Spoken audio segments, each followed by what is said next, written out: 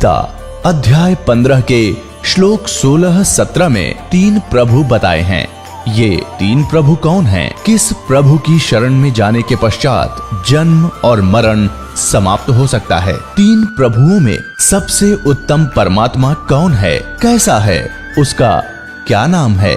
इन सभी गूढ़ रहस्यों को जानने के लिए अवश्य सुनिए जगत गुरु तत्वदर्शी संत रामपाल जी महाराज के अमृत वचन। जैसा कि आपने सत्संग में सुना कि आदरणीय गरीबदास साहिब जी को परमात्मा आकर मिले।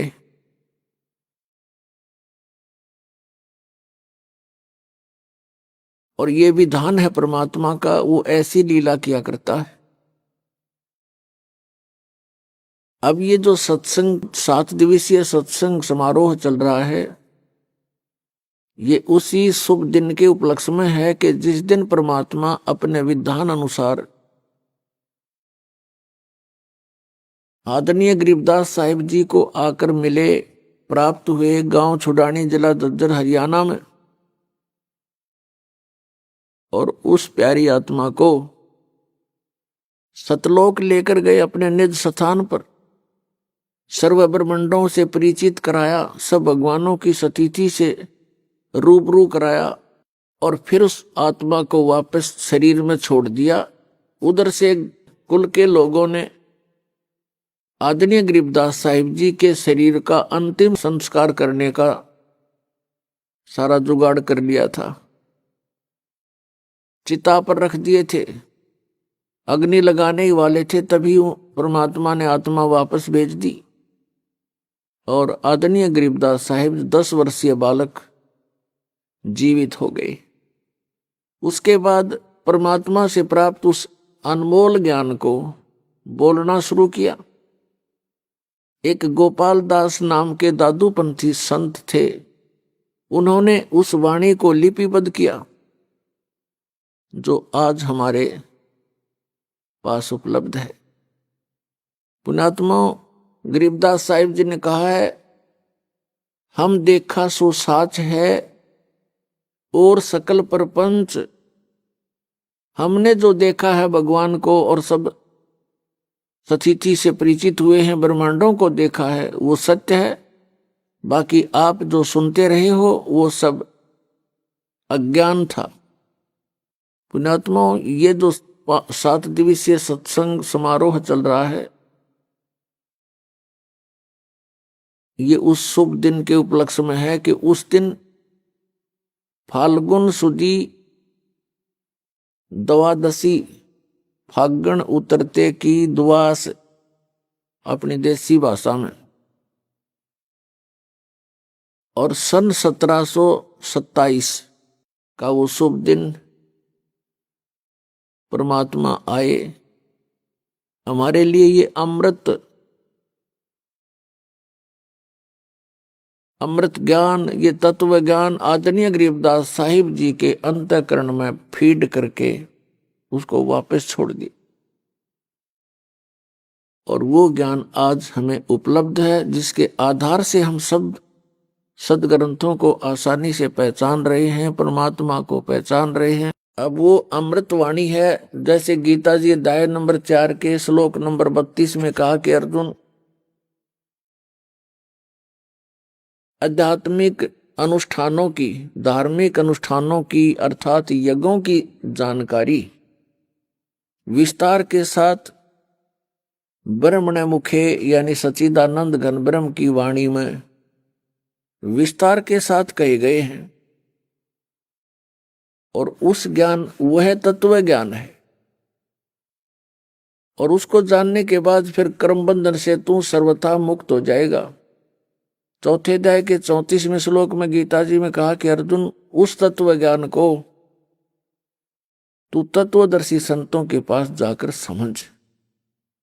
उनको दंडवत प्रणाम करने से, कपट छोड़कर प्रसन्न करने से वो तत्वदर्शी संत तुझे उस तत्व ज्ञान का उपदेश करेंगे। अब क्या बताते हैं गरीबदास साहिब जी ने परमात्मा से प्राप्त ज्ञान को किस प्रकार बोला है। न्योल नाद सुभान गति, लड़े भुवंग हमेशे, जड़ी जान जगदीश है, विष नहीं व्यापै शेष। ग्रीव हंस गमन करते नहीं, मान सरोवर छाड़े। कौवा उड़ उड़ जात है, ये खाते मांसाहार। अंश दशा तो साध है, सरोवर है सतसंग।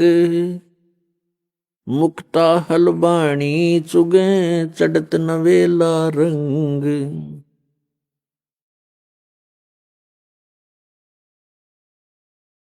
दरस परस नहीं अंतरा, रोमी वस्त्र बीच। पारस लोहा एक डग, ये पलटे नहीं अबीच। चार मुक्ति बैकुंठ बट, सप्तपुरी सैलान। आगे धाम कबीर का, हंस न पावे जान। मौन रहे मग्नालय हैं, ये मार्ग बंकी बाट। सोन शिखर गढ़ सोरंग है, कर सतगुरु से साट। पल से ती पल ना मिले, भो लगे नहीं भो। बिच तकिया महबूब का, परमेश्वर की सो। काशी काया मन मग हर दोहों के मध्य कबीर। काशी तज मग हर गया, पाया नहीं शरीर। अब क्या बताते हैं? न्योल नाद सुबान गति, ये लड़े भुअंग हमेश। जड़ी जान जगदीश है, विष नहीं व्यापै शेष। अंश गमन करते नहीं, मान सरोवर छाड़। ये कौवा उड़ उड़ जाते हैं, वो खाता मांसाहार। अब क्या बताते हैं कि जिस प्रकार नेवला, न्योल, एक नेवला होता है छोटा सा जानवर, करेलिए जैसा, उससे थोड़ा तगड़ा होता है, चूहे से बड़ा। कहते हैं न्योल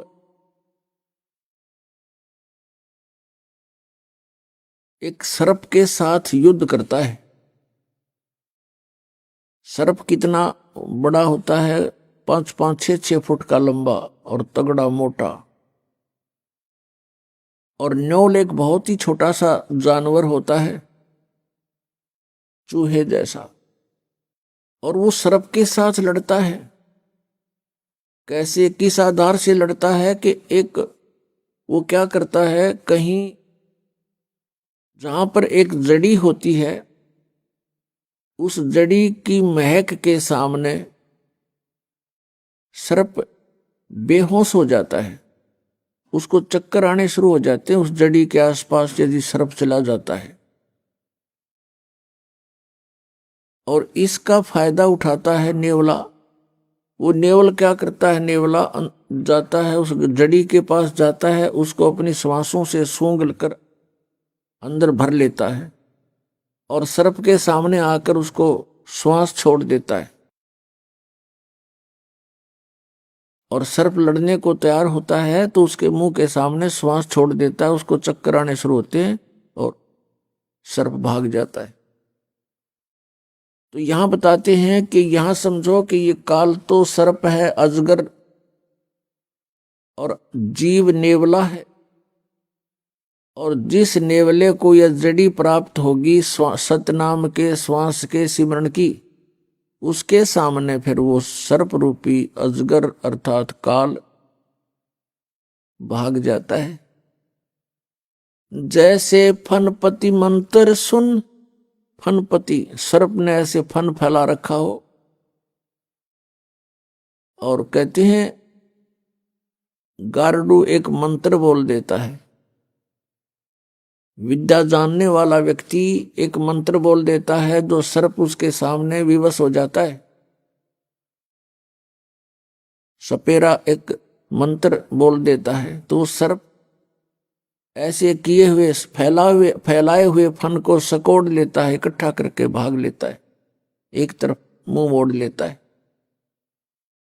परमात्मा ने वो मंत्र सतनाम 2 अक्षर का इतना शक्तिशाली और यूजफुल बताया है। जैसे फनपति मंत्र सुन रखे फन सकोड़े, ऐसे बीरा मेरे नाम से सतनाम से काल लेवे मुंह मोड़े।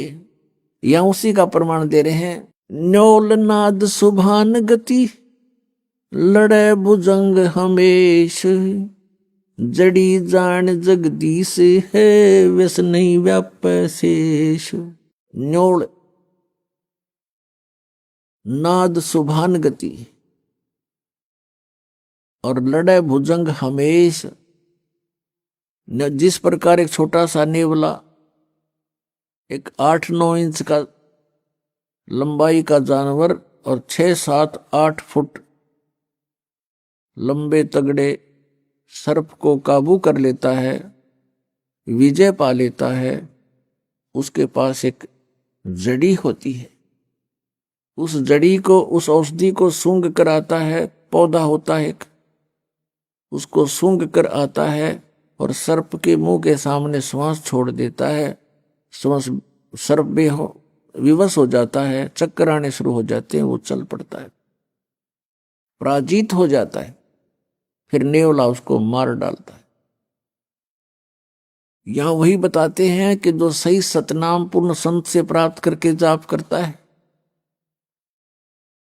तो वो सतनाम परमात्मा के द्वारा दी हुई जड़ी है। वो इस काल रूपी सर्प को ऐसे विवश कर देगी, आप पर कोई असर नहीं कर सकता, पराजित हो जाए। हंस गवन करते नहीं मान सरोवर छाड़े, कौवा उड़ उड़ जाते है ये खाते मांसाहारे। एक हंस पक्षी होता है, एक बुगला होता, बुगला। हंस और बुगले में कोई अंतर नहीं होता, एक जैसी उनकी बॉडी होती है। हंस की और बुगले की कैसे पहचान की जा सकती है कि किसी सरोवर पर ये दोनों पक्षी हों, उनकी ये पहचान होगी कि बुगला तो खाएगा मच्छी, कीड़े मकोड़े गोगे, और हंस नहीं खाता। हंस केवल मोती खाता है। हंस के अंदर एक और पहचान, एक और विशेष गुण होता है कि जैसे आप एक गिलास दूध में 1 गिलास जल डालकर मिलाकर हंस के सामने रख दो, वो अपनी चोंच से पीना प्रारंभ करेगा, दूध को ग्रहण कर लेगा, जल 1 गिलास ज्यों का त्यों रह जाएगा। उसके अंदर परमात्मा ने ऐसा गुण दिया है। कहने का भाव ये है कि जैसे अच्छी आत्माएं होती हैं जो परमात्मा की भक्ति करते हैं, वो विकार रूपी कीड़े मकोड़े नहीं खाते, जैसे शराब पीना, मांस खाना, अश्लील गाने सुनना और नाचा कूदी करना, बेमतलब के फंड बकवाद करना, ये समझो बुगले के लक्षण हैं।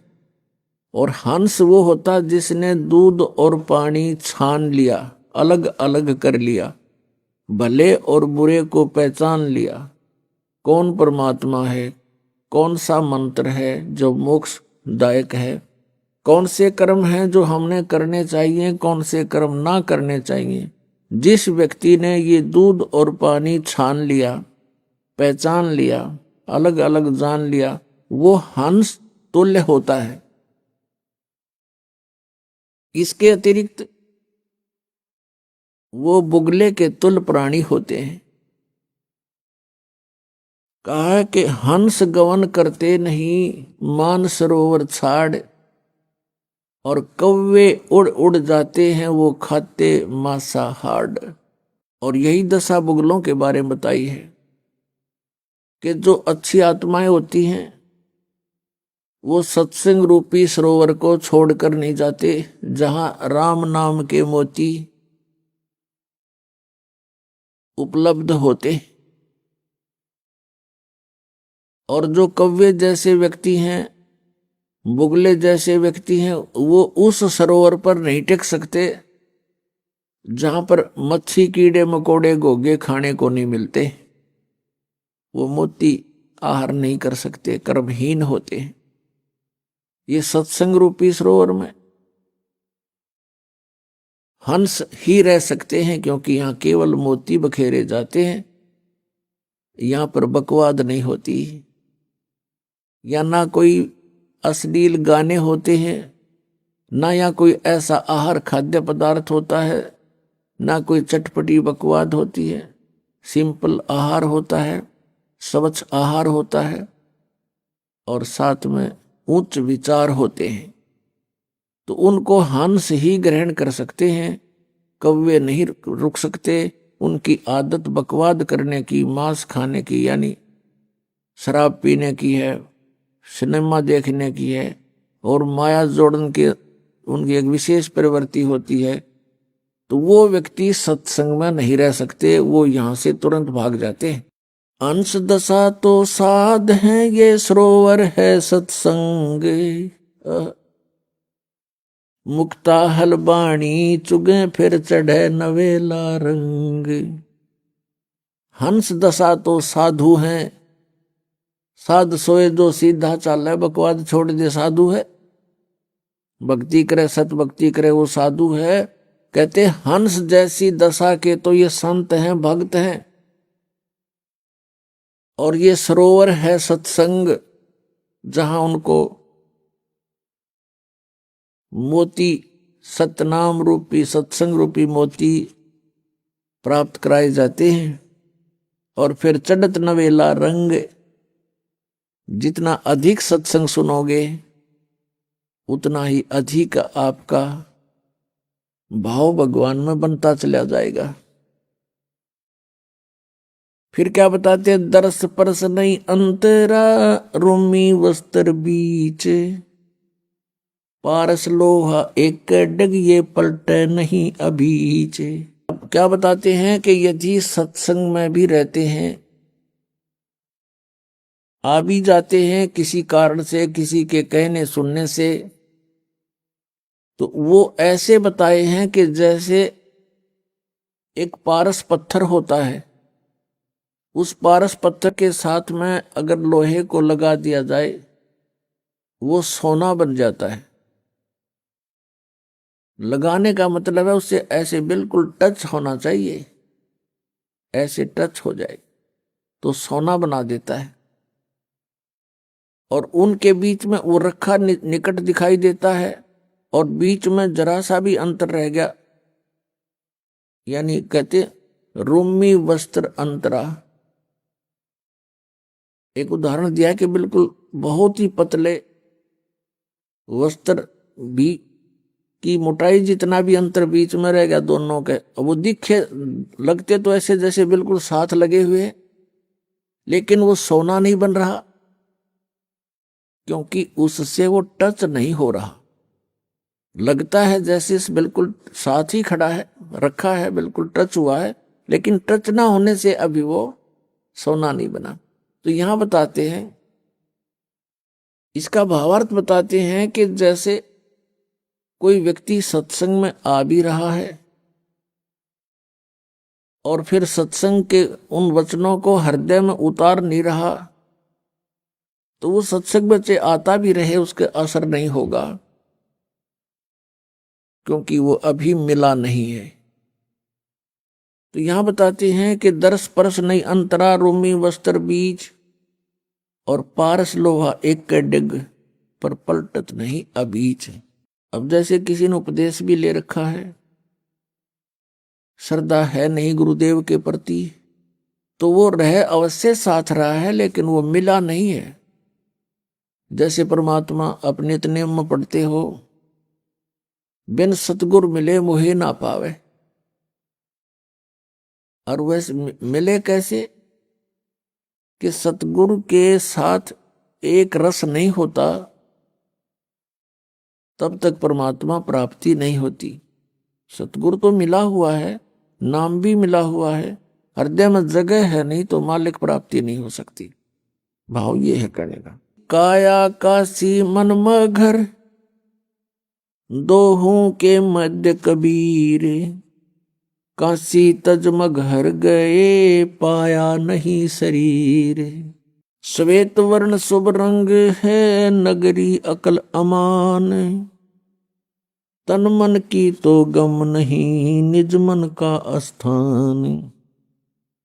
निज मन ऊपर परम पद राग रूप धर्म धीर, दूजे को तो गम नहीं तावा मैल कबीर। निज मन सेती मन हुआ मन सेती तन देहे, देही में कछु ना हुआ तो नाहक लाई खे। बेरा साटे बेचिया बैरागर सुल्तान, मालन को जाना नहीं बेबुद्धि खेचा तान। शेर बेर पलड़ चढ़े एक पड़ा भोमाही, मालन और सुल्तान को हलकारे ले जाही। 2.5 लाख की पावड़ी एक पैसे का बेर, देख अदम सुल्तान को कैसे डारी मेर। 9 लख नानक नाद में 10 लख गोरख तीर, लाख दत्त संगी सदा चरणों चरच कबीर। 9 लख नानक नाद में 10 लख गोरख पासे, अंत संत पद में मेले ये करोड़ तेरे रविदास। रामानंद से लक्ष गुरु तारे सिसके भाए, चेलों की गिनती नहीं जो पद में रहे समाये। फिर पांडवों की यज्ञ में शंख पचायन टेरी, 12 कोट पंडित जहां पड़ी सबन की मेरे। करी कृष्ण भगवान को चरणामृत सो प्रीत, शंख पचायन जब बजा लिया द्रौपदी सीत। 12 कोट पंडित जहां और ब्रह्मा विष्णु महेश, चरण लिए जगदीश को जिसको रटता शेष।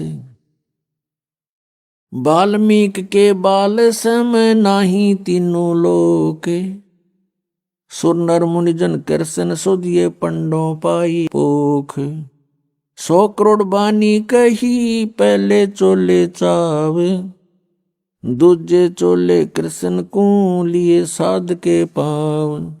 कथा रामायण रस भरी आगम अगम अगाध, वाल्मीकि के चरण को सभी चर्चा साध। गरुड़ बोध बेदी रची ये राम कृष्ण हैरान, लंका पर धावा किया जद का कहूँ बयान। उत्पत्ति पर लो जाते हैं ये अंत कोट ब्रह्मंड, जोग जीत समझाइया जब उदरे काग भूषण। वशिष्ठ विश्वामित्र से ये आवे जावे अनेक, कागभूषण की पलक में जो चावे सो देख। ऐसे कागभूषण हैं ये जोग जीत के दास, चर्चा ज्ञान सुनाए कर दीन्या पद में बास। दुर्वासा और मुनिंद्र का हुआ ज्ञान संवाद, दत्त तत्व में मिल रहे जागर विधानवाद। बौर समस्तर बेज को समझाए मंसूर, सिमली पर साका हुआ पहुंचे तख्त हजूर। सिख बंदी सतगुरु सही चकवे ज्ञान अमाने, शीश कटा मंसूर का फिर दिया जद्दान। दीन दयाल मिले सुल्ताने को बलक बुखार बादशाही, 18 लाख तुरा तजा पर से अलख अलाई। अब इसमें क्या बताना चाहा आदरणीय गरीबदास साहिब जी ने।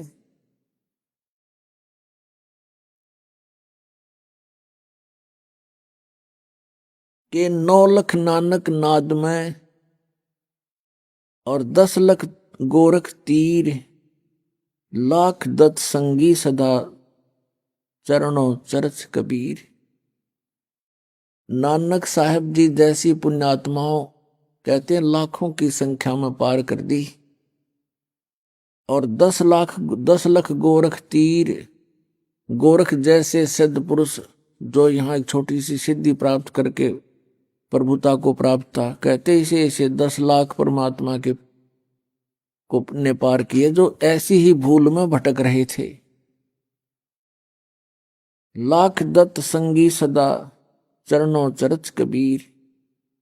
दत्तात्रेय जैसे भी लाखों पुण्यात्माओं को परमात्मा कबीर जी ने पार किया सत भक्ति देकर।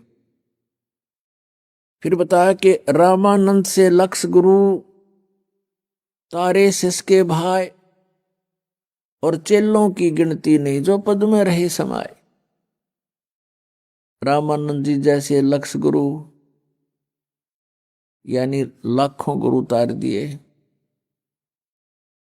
उनको शिष्य बनकर उनका परमेश्वर रामानंद जी के शिष्य बन करके उनको सतमार्ग समझाया, और गुरु मर्यादा बनाए रखने के लिए अति आवश्यक जाना, इसलिए उन्होंने रामानंद जी को गुरु बना करके ये मर्यादा कायम रखी कि गुरु बिन माला फेरते, गुरु बिन देते दान, गुरु बिन दोनों निष्फल हैं चाहे पूछो वेद पुराण।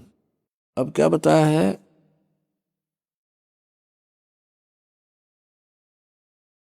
काया काशी मन मघर, दोहों के मध्य कबीर, और काशी तज मघर गए पाया नहीं शरीर। पुण्यात्माओं अज्ञान को हटाने के लिए परमात्मा स्वयं आते हैं, और वो एक तत्वदर्शी संत की भूमिका करते हैं, यानी तत्व ज्ञान प्रचार करते हैं। अच्छी आत्मा को मिलते हैं, उनको अपने सामर्थ्य से परिचित कराते हैं। ये विधान है परमात्मा का। एक रामानंद नाम के बहुत बड़े विद्वान माने जाते थे, पंडित जी थे। चारों वेदों के, गीता के, 18 पुराणों के वो मर्मज्ञ माने जाते थे, और उन्होंने आकर के वहां बनारस में अपना, काशी में अपना डेरा स्थापित किया, और 1400 ऋषि बनाए प्रचारक, वो प्रचार किया करते थे। और श्री रामानंद जी, स्वामी रामानंद जी ये विष्णु जी के उपासक थे।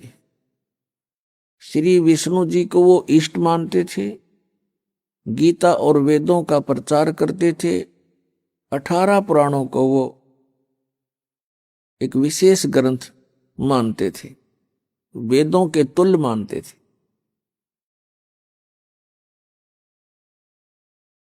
परमात्मा कबीर देव जी लीला करते हैं। वेदों में परमात्मा की ये लीला वर्णित है कि वो भगवान जो परम अक्षर ब्रह्म है ऐसी लीलाएं करते हैं। कैसी लीला करते हैं? वो 3 प्रकार से पूरे असंग ब्रह्मांडों का धारण पोषण करते हैं, कंट्रोल भी करते हैं, सबको यथा जिसका संस्कार है वैसा उसको प्राप्त भी वही कराते हैं, और तत्व ज्ञान भी प्रचार वही करने के लिए यहां प्रवेश होते हैं। श्रीमद् भगवत गीता अध्याय 15 के श्लोक 16 और 17 में 3 पुरुष बताए हैं, एक सरपुरुष, एक अक्षर पुरुष। सरपुरुष तो ये 21 ब्रह्मांड का स्वामी है जिसे ब्रह्म कहते हैं, और अक्षर पुरुष है ये 7 संग ब्रह्मांड का स्वामी है, ये कुल का मालिक नहीं है। और 17वें श्लोक में 15वें अध्याय के गीता जी में कहा है कि उत्तम पुरुष तु अन्य परमात्मा इति उदारते, यह लोग तरम आविश्य विभर्ति अवय ईश्वर है।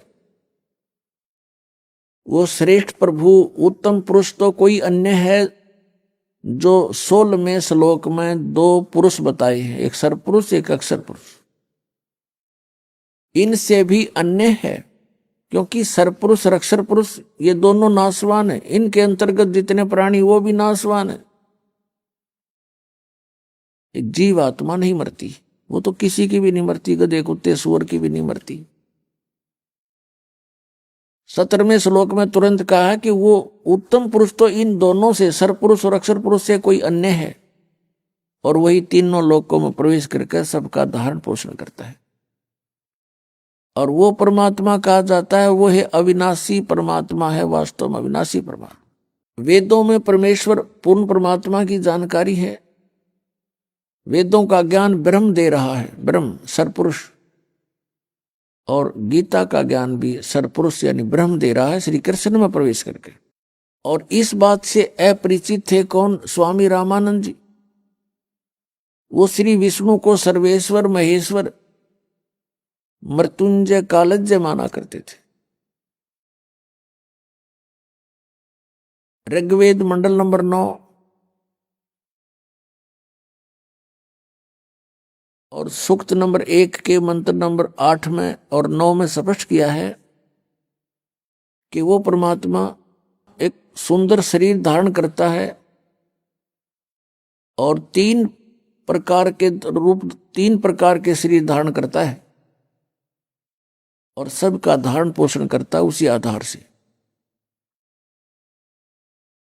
एक शरीर के एक रूप में वो रहते हैं सतलोक के अंदर, ऊपर के सभी ब्रह्मांडों में अलग अलग रूप धारण करके वो स्थिर रहते हैं वहां पर।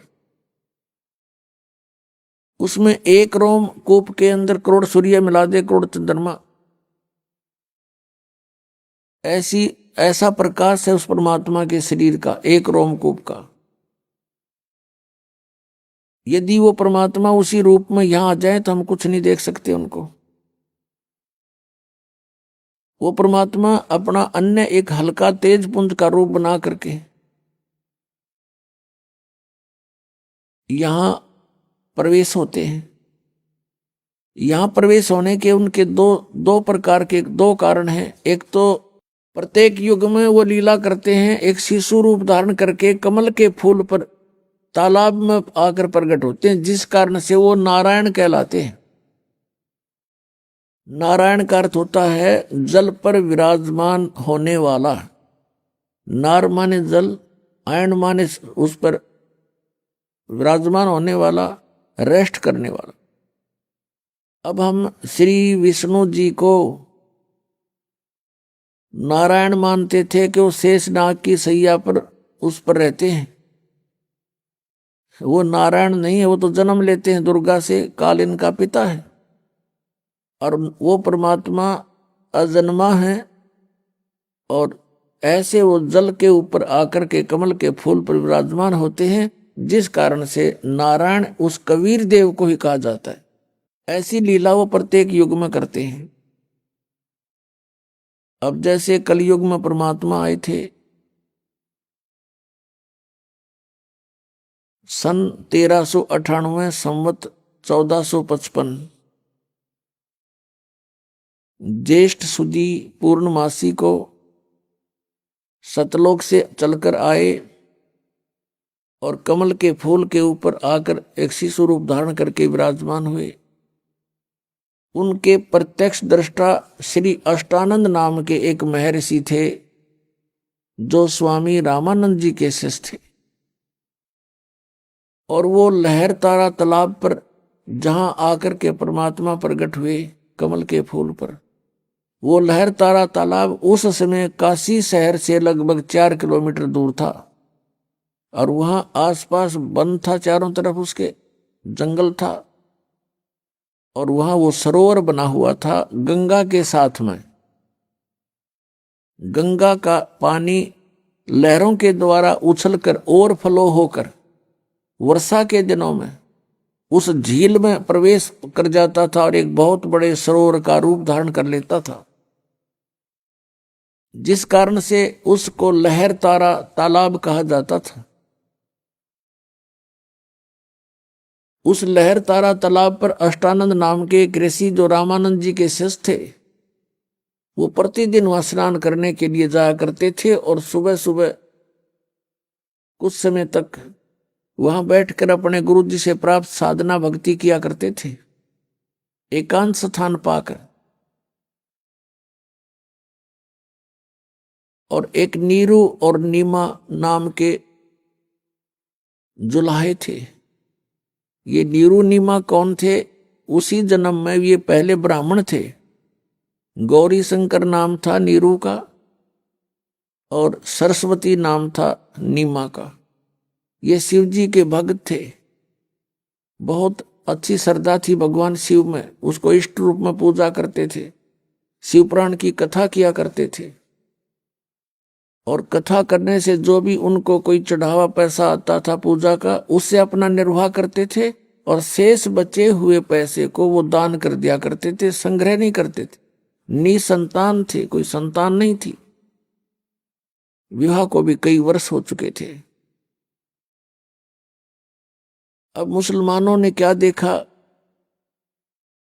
कि ये गौरी शंकर जो है हिंदू धर्म का बहुत प्रचार कर रहा है, बहुत लोग इसकी इंद्र आस्था रखते हैं, क्योंकि गौरी शंकर किसी को स्वार्थवश मिसगाइड नहीं करता था, केवल भगवान शिव की कथा सुनाता था, किसी से कोई पैसा नहीं मांगता था, कोई जंतर मंत्र नहीं करता था।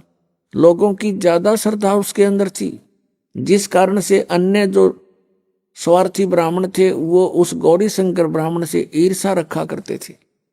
इस बात से परिचित थे मुसलमान धर्म के काजी और पीर मुल्ला। उन्होंने इस बात का लाभ उठाया कि गौरी शंकर के साथ अन्य ब्राह्मण नहीं है, इसलिए उनको जबरदस्ती मुसलमान बना दिया दोनों को। और मुसलमान कैसे बनाया जाता था? मुसलमानों ने अपना पानी लिया, जूठा किया सबके सामने बाहर खड़ा होकर, और गौरी शंकर के उनके घर में छिड़क दिया, सारे उनके मुंह में डाल दिया जबरदस्ती। और देखने वाले देख रहे, मुसलमान बन गए। अब जो ब्राह्मण वर्ग थे, जो गुरु पद पर थे, वो ईर्षा करते थे गौरी शंकर तक, और उन गुरुओं के अधीन अन्य हिंदू समाज था। उन गुरुओं ने, ब्राह्मणों ने सब जगह बोल दिया कि गौरी शंकर जो है ब्राह्मण मुसलमान बन गया, ब्राह्मण नहीं रहा, वहां मत जाना अब। और गौरी शंकर को और सरस्वती को गंगा में स्नान करना भी बंद कर दिया। विशेष स्थान पर, घाट पर, जहां सभी स्नान करने जाते थे। और मुसलमानों ने उनका नाम, गौरी शंकर का नाम रख दिया नूर अली,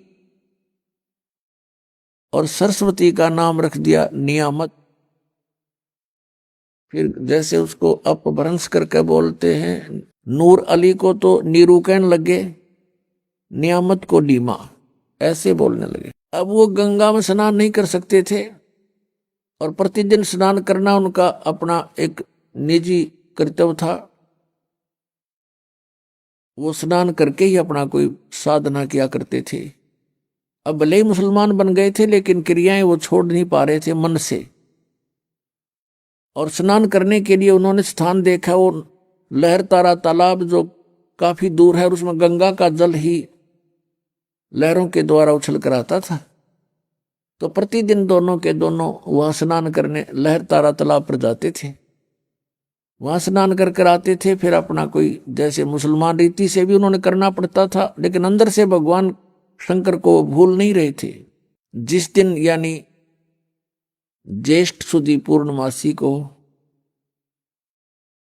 संवत 1455 और सन 1398 को परमात्मा सतलोक से चलकर आए। उनका बहुत सुंदर तेज था, बहुत तेज था, और ऊपर से प्रकाश का गोला सा आता नजर आया। किसको? अष्टानंद ऋषि को, जो स्नान करके उस लहर तारा तालाब में अपनी साधना करने की तैयारी कर रहा था। उसने देखा कि बहुत तेज प्रकाश का एक तारा सा टूटा आकाश से और बहुत गति से नीचे को आया। उसकी आंखें चुंधियागी, आंखें बंद होगी अष्टानंद की उस तेज के सामने। पहले तो प्रकाश का गोला दिखाई देता था, आंखें बंद करी तो क्या देखा कि जैसे उसमें एक शिशु रूप है, बालक का नवजात शिशु रूप दिखाई दिया। जैसे हम सूर्य की ओर देखते हैं तो सूर्य की तरफ देखने के बाद हम फिर आंखें बंद कर लेते हैं तो हमें सूर्य का प्रकाश नहीं दिखाई देता, प्रकाश रहित उसका आकार दिखाई देता है। यही दशा उस अष्टानंद ऋषि की हुई। जब उसकी आंखें उस नूर को सहन नहीं कर सकी, बंद हुई, तो क्या देखा कि एक शिशु रूप है इसके अंदर। दोबारा आंखें खोली तो क्या देखा कि कमल लहर तारा तालाब में एक कमल के एक कोने में वो प्रकाश सिमट गया, आगे उसको कुछ दिखाई नहीं दिया। अब वो उठकर चल पड़ा अपने गुरु रामानंद जी के पास, ये जानने के लिए कि आज मैंने ये क्या देखा, ये कोई मेरी भक्ति की उपलब्धि है या कोई मुझे भ्रम लगा है। स्वामी रामानंद जी के पास जाकर अष्टानंद जी ने प्रश्न किया कि हे गुरुदेव, आज मैंने एक अनोखा प्रकाश देखा, अद्भुत प्रकाश देखा, ऊपर से जैसे तारा सा टूटता है से नीचे को आया, इतनी गति से आ रहा था कि मैं वर्णन नहीं कर सकता और मेरी आंखें उसको सहन नहीं कर सकी गुरुदेव। और जो ही मैंने आंखें बंद की तो उसके अंदर एक शिशु रूप दिखाई दिया, बच्चा, नवजात शिशु। और फिर आंखें खोली तो क्या देखा कि वो प्रकाश से एक बार तो पूरे लहर तारा तालाब को उसने चमका दिया और एकदम समाप्त हो गया, जैसे कोने में सिमट गया हो। अब जैसा भी स्वामी रामानंद जी को ज्ञान था, उसने अपने शिष्य का समाधान किया शंका का कि बेटा, उस शिष्य ने पूछा था कि स्वामी जी, ये मेरी कोई भक्ति की उपलब्धि है या मुझे कोई भ्रम लगा है।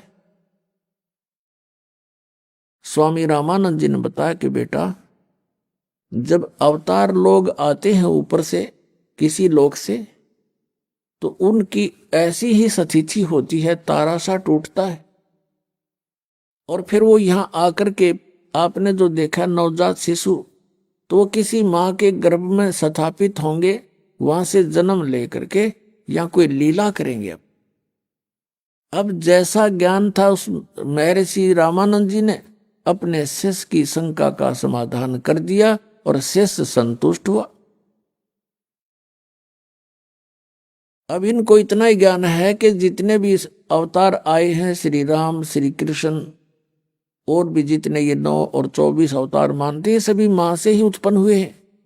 लेकिन वो अवतार जो लहर तारा तालाब पर कमल के फूल पर आया है, वो किसी मां से जन्म नहीं लेता, वो अजन्मा है, वो स्वयंभू है, वो परिभू है, स्वयंभू है। उनका शरीर शुक्रम अकायम ऐसनाविरम, उस परमात्मा का शरीर माता पिता के योग से बनी उन बीज शक्ति से नहीं होता और उनके शरीर में नाड़ी तंत्र नहीं है। इसलिए यजुर्वेद अध्याय नंबर 40 के मंत्र 8 में कहा है कि सप्रियागात, वो सबसे प्रथम देहधारी और सबसे पहला प्रगट पुरुष है। और शुक्रम अकायम कबीर मनीषी, वो कबीर देव, कबीर विद्वान, सर्वज्ञ, मनीषी माने सर्वज्ञ और कबीर माने कबीर देव, वो कबीर देव, कबीर साहब सर्वज्ञ है। और शुक्रम अकायम ऐसनाविरम अवर्णम और अपाप विद्दम स्वयंभू परिभू।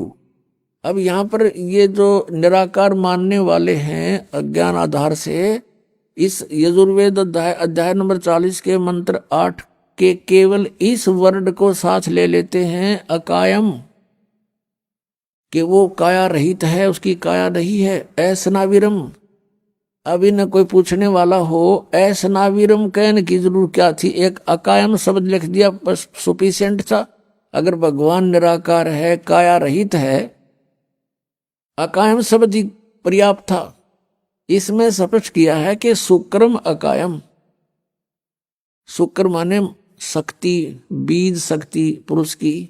कहते मां के संयोग से शुक्र से बनी हुई उसकी काया नहीं है, और उसमें उसका, और वो स्वयंभू क्यों बोला, स्वयंभू स्वयं उत्पन्न स्वयं प्रकट होने वाला, और परिभू सबसे प्रथम प्रकट पुरुष परमात्मा, सबसे पहला वर्तमान।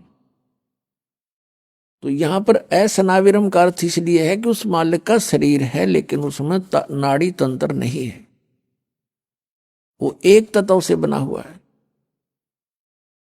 तो इस प्रकार हमने परमात्मा को पहचानना है। अब रामानंद जी को जैसा ज्ञान था उसने अपने शेष का समाधान कर दिया, और ये मानते हैं कि कोई भी अवतार मां के बिना जन्म नहीं ले सकता, लेकिन ये अवतार वो परमात्मा सत्य पुरुष अजन्मा है, वो किसी मां से जन्म नहीं लेते, लीला वैसी ही करते हैं। एक बालक रूप धारण करके कमल के फूल पर प्रकट हुए, और उस समय जब वो परमात्मा शिशु रूप धारण करके एक लीला करने आते हैं तो उनकी परवरिश की लीला कंवारी गायों से होती है। ये वेदों में लिखा है। वेद तो दास ने पढ़े हैं, अभी सन 2001 के बाद ही इनको जाना है, और परमात्मा की हुई लीला लिपिबद्ध कबीर सागर में लगभग 600 वर्ष पहले से है। अब इससे हम भगवान पहचान लेंगे कि वेद जो गुण बताते हैं परमात्मा के, वो किस भगवान में खरे उतर रहे हैं। ही इज गॉड, वह परमात्मा है। इतनी सी बात है। इन सदग्रंथों में हम पहले भी मानते थे कि वेद सत्य हैं, सच्चे ज्ञान युक्त है, लेकिन इन वेदों के आधार से हमें यह बताया गया कि परमात्मा निराकार है, लेकिन वेदों में लिखा है वो साकार है, सशरीर है, उसका नाम कबीर है, कबीर देव। तो जो जिनको हम विद्वान माना करते थे वो विद्वान नहीं, अज्ञानी अनाड़ी थे, संस्कृत भाषा जानते थे। संस्कृत भाषा पढ़ने वाला भी समझ सकता है कि परमात्मा सशरीर है, उसमें लिखा स्पष्ट है। अग्नि तनुरसी, यजुर्वेद के 5वें अध्याय के प्रथम मंत्र में 2 बार लिखा है, अग्नि तनुरसी विष्णुवेतवा सोमस्य तनुरसी। परमेश्वर सशरीर है और सबके धारण पोषण करने के लिए उस अमर पुरुष का और भी शरीर है। तो इस प्रकार हम अब सदग्रंथों को जानकर परमात्मा को पहचान सकते हैं। उधर से नीरू नीमा आए स्नान करने के लिए। वो समय था ब्रह्म मुहूर्त का। ब्रह्म मुहूर्त कहते हैं सूर्य उदय होने से पहले 1.5 घंटा का जो समय है उसको ब्रह्म मुहूर्त बोलते हैं ये। तो उस समय वो स्नान करने के लिए चले अपने घर से। स्नान करने लगी, पहले नीमा ने स्नान किया, नीमा स्नान करके बाहर आई, फिर नीरू स्नान करने के लिए गया। और सुबह का जो अंधेरा होता है वो जब एकदम चांदने में परिवर्तित हो जाता है, बहुत शीघ्र रोशनी हो जाती है, ऐसी दूर से देख तो उसमें व्यवस्था हो जाती है। अब नीरू नारा था ऐसे करके जल में प्रवेश करके, और नीमा जब स्नान करने के बाद जो वस्त्र बांध कर स्नान करके गई थी, उस वस्त्र को धोने के लिए दोबारा किनारे पर आई वस्त्र चेंज करके। तो उसने क्या देखा, उसमें रोशनी सी होगी थी और एक कमल के फूल के ऊपर कोई वस्तु ऐसी हिलती नजर आई। परमात्मा नवजात शिशु रूप में प्रकट हो गए और एक पैर को हिला रहे थे, ऐसे एक पैर को हिला रहे थे बालक रूप में। अब नीमा की नजर गई कि क्या हिल रहा है। पहले तो उसने देखा कोई सर्प है, फिर ध्यान से देखा कि तो कोई बालक है। और वो नीरू और नीमा जब अपनी कुटिया से चले थे, रास्ते में नीमा भगवान शंकर से अर्ज कर रही थी, रो रही थी कि हे भगवान, हमें भी एक खिलौना दे दो, मेरा भी संसार में साझा हो जाएगा, दुनिया वालों का मुंह बंद हो जाएगा, मुझे बांझ बोलते हैं। हे भगवान, आपके घर में कोई कमी नहीं, आप सब कुछ कर सकते हो। ऐसा कहकर फूट फूट कर रोने लगी। नीरू ने कहा, नीमा तू तो बिल्कुल पागल होगी, भगवान को क्या पता नहीं हमारे दुख का, वो सब जानते हैं। यदि वो हमारे भाग्य में होता तो दे ही देते, हमारी किस्मत में नहीं है। और हमने कितने ज्योतिषियों से भी अपनी जन्म पत्री भी दिखा ली, हमारे भाग्य में पुत्र नहीं है। फिर क्यों अपना संतुष्ट कर, आंखें पुत्र हमारे भाग्य में है नहीं, और तू रो रो के अपनी आंखें और खराब कर लेगी, अंधी हो जाएगी, बुढ़ापे में उंगली पकड़ने वाला कोई है नहीं, तुझे दूना दुख हो जाएगा, तो रोया मत कर। अब नीरू अपनी पत्नी नीमा को ऐसे सांत्वना देता हुआ वहां लहरतारा तालाब पर पहुंच गए थे। अब वो क्या देख रही है कि कमल के फूल पर एक बालक है, उसका पति सरोवर में स्नान कर रहा है। नीरू तब उसने कहा कि देखियो जी, कमल के फूल पर बालक है, कमल के फूल पर बालक है। अब नीरू दुखी आत्मा से कह रहा है, दुखी हृदय से, और स्नान भी कर रहा है से पानी डाल डाल कर। कहने लगे, नीमा तू मानती नहीं मेरी बात को, तू पागल हो चुकी है, अब कति मेंटल होली, तुझे जल में भी बच्चे दिखाई देने लगे। हे परमात्मा, इसको सद्बुद्धि दो। अब नीमा कहती है फिर जोर से कि देखियो जी देखियो, सचमुच देखना बच्चा डूब गया। अब उसने देखा कि किस प्रकार बोल रही है, जिधर वो संकेत कर रही थी उधर ध्यान किया, देखा कमल के फूल पर एक नवजात शिशु सचमुच लेटा हुआ। अब नीरू ने आओ देखा ना ताओ देखा, कमल का फूल समेत तोड़ करके अपनी पत्नी नीमा को, परमात्मा को थमा दिया।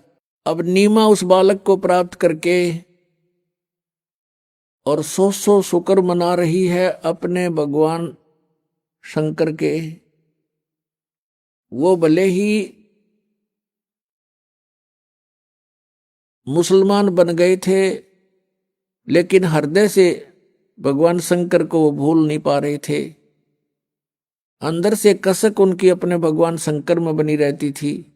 पुण्यात्माओं, जिस परमात्मा का नाम लेने से आत्मा गदगद हो जाती है, और जिसको खोजते ऋषि मुनियों ने अपने शरीर समाप्त कर दिए, उनको प्राप्त नहीं हुआ, वो कितना सुखदाई है, कितना इम्पोर्टेंट है वो परमात्मा। जैसे शेख फरीद जैसे महापुरुष ने 12 वर्ष तक कुएं में उल्टा लटक के साधना करके उसको पाना चाहा, और एक मंसूर नाम के महापुरुष थे, परमात्मा पाने के लिए उसके टुकड़े टुकड़े कर दिए समाज ने। उसने उस परमात्मा की चाह को, परमात्मा की भक्ति को नहीं त्यागा। तो कहते हैं, जाके ऊपर एती बीती कैसा है वो भगवान। आइए अब हम उन श्रद्धालुओं के अनुभव जानते हैं जो जगत गुरु तत्वदर्शी संत रामपाल जी महाराज जी से दीक्षा प्राप्त कर चुके हैं तथा उनके द्वारा बताए गए भक्ति मार्ग पर चल रहे हैं। नमस्कार जी। नमस्कार जी। क्या नाम है जी आपका? गुरप्रीत कौर। कहाँ से आए हैं जी आप? जी मैं शादरी से आगे दिशाल गार्डन से आई हूँ। संत रामपाल जी महाराज जी से नाम दीक्षा आपने कब ली? संत रामपाल जी महाराज से 2011 में ली मैंने। संत रामपाल जी महाराज जी से नाम दीक्षा लेने से पहले आप क्या भक्ति साधनाएं करते थे? जी मैं सिख फैमिली से बिलोंग करती हूँ। मैं गुरुद्वारे जाती थी और मैंने सब तरह का भक्ति करके देखी, मंदिर भी जाके देखा, गुरुद्वारे भी जाके देखा, लेकिन मुझे कहीं से लाभ नहीं हुआ। तो फिर संत रामपाल जी महाराज की शरण में कैसे आना हुआ? जी बहुत लंबी कहानी है। मम्मी जुड़े हुए थे संत रामपाल जी महाराज से, तो मम्मी के साथ ही बेटी भी जुड़ गई।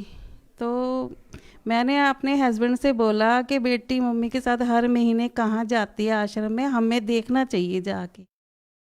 तो हम भी गए आश्रम, तो उन्होंने हमें नाम दीक्षा दिला दी।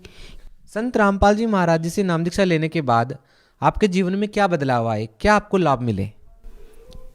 जी बहुत बदलाव आया, मेरी तो दुनिया ही बदल गई। मेरे हस्बैंड सुधर गए।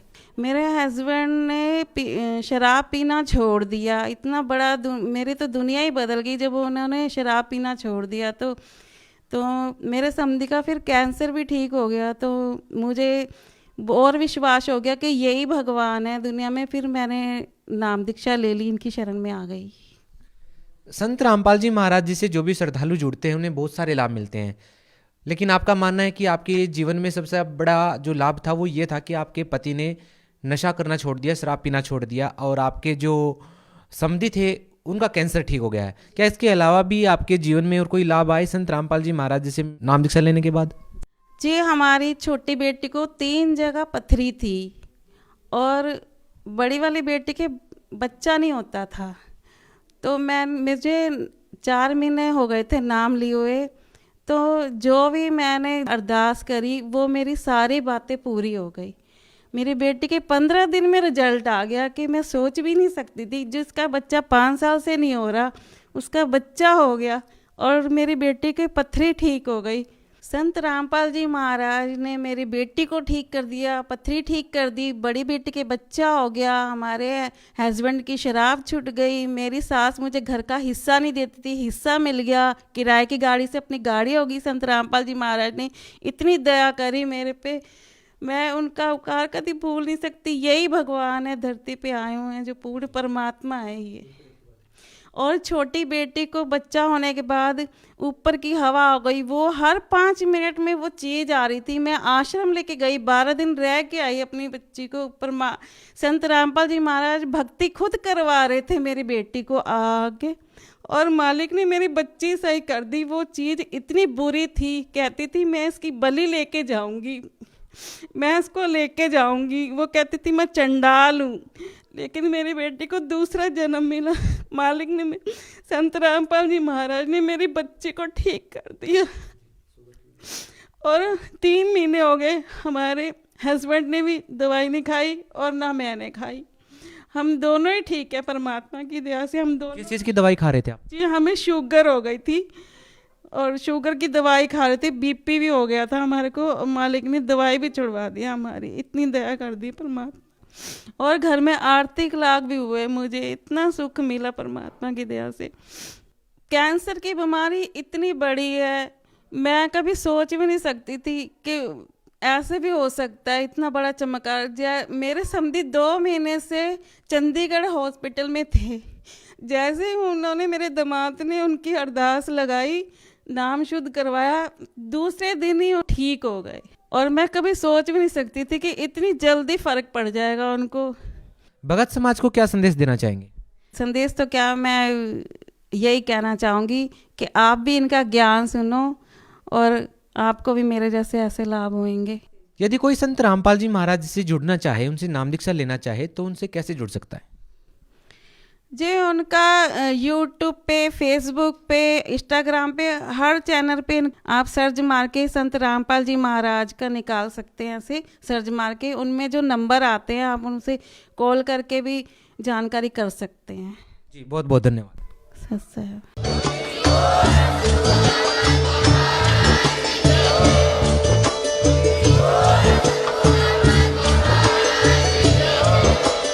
आप सुन रहे थे जगत गुरु तत्वदर्शी संत रामपाल जी महाराज जी के मंगल प्रवचन। अधिक जानकारी के लिए विजिट कीजिए हमारी वेबसाइट www.jagatgururampalji.org। संत रामपाल जी महाराज जी के शुभ आशीर्वाद से पूरे विश्व भर में 500 से भी ज्यादा नाम दीक्षा केंद्र हैं, जिन पर संत रामपाल जी महाराज जी द्वारा ऑनलाइन निशुल्क नाम दीक्षा दी जा रही है। अपने नजदीकी नाम दीक्षा केंद्र का पता करने के लिए संपर्क करें 8222880541।